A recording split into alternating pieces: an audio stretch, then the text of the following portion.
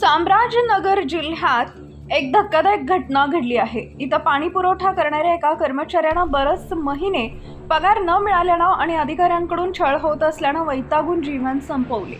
जीवन संपवणाऱ्या या कर्मचाऱ्याचं नाव चिक्कोसा नायक असं आहे।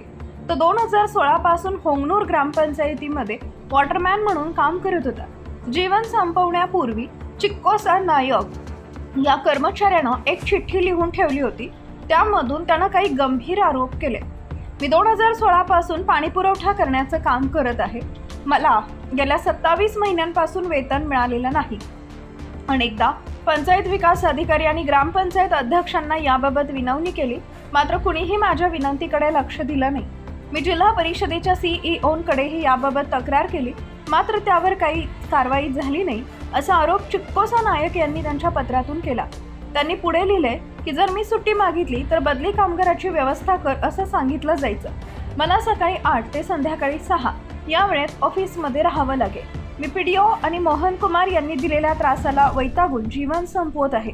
दरम्यान चिक्कोसा नायक यांनी संबंधित अधिकाऱ्यांवर कारवाई करण्याची मागणीही या शेवटच्या चिठ्ठीमधून केली आहे। या घटनेनंतर पोलिसांनी पीडीओ, ग्रामपंचायत अध्यक्ष आणि त्यांच्या पतीविरोधात SC/ST कायद्या अंतर्गत गुन्हा दाखल केला आहे। तसेच जिल्हा परिषदेच्या सीईओंनी पंचायत विकास अधिकारी रामे गौडा यांना हलगर्जीपणा आणि सेवेतील नियमांचं उल्लंघन केल्याप्रकरणी निलंबित केलंय।